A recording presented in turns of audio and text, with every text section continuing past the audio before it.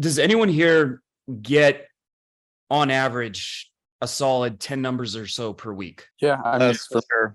probably around there. I'm sometimes count. I try not to count Instagrams unless it's like girls are definitely really receptive. But yeah, Since you joined, do you have an idea of how many girls you've pulled? pulled probably like 100, something like that. Closed maybe like half that over the last 2 years. I think a good thing to be aware of, it is really important to keep track of have some kind of granular way to keep track of your progress, even though it's very nerdy, even though it might feel like who the fuck would do that? Having those metrics helps you know that you're making progress or not. And this is one of the big mistakes I made in my first couple years going out is I didn't have any metrics to keep track of. And I just I winged it.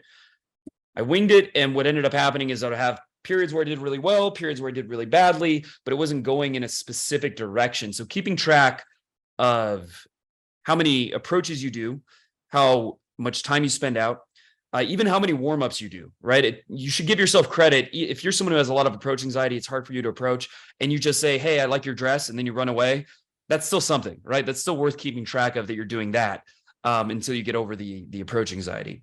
How many numbers you got, even if you want to get really specific, how many girls you led, because one of the biggest things in terms of whether or not you pull versus whether you're someone who just has a lot of interactions that go nowhere is how much you lead, right? That's one of the biggest things is everyone I know who pulls consistently, they have no problem leading. They have no problem saying, hey, let's go dance. Hey, let's go to the bar. Hey, let's go to the outside area, etc. So even keeping track of that is, even though I know that's like hyper specific, kind of nerdy, that is useful. And then you could even keep track of how many girls you invited home.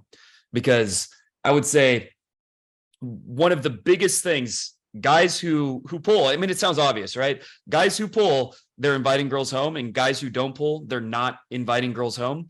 But it's something that's very easy to avoid and rationalize. But every single time I do a boot camp, I almost never, I don't know if ever, I'll have a client that doesn't have girls who were receptive to where he could have pulled. But the vast majority, until I'm coaching them through it, the vast majority don't go for it. They don't invite the girl home. They just go for the number, or they don't even go for the number and they talk to the girl for 45 minutes, 60 minutes, and then it fizzles out. And she's like, it was nice meeting you, but I'm going to go see my boyfriend. Your ability to actually just say, and you could make it simple, like, let's get some shots at my place. It doesn't have to be complicated. But if you're not going for the pull, that is going to be something that completely hamstrings your results.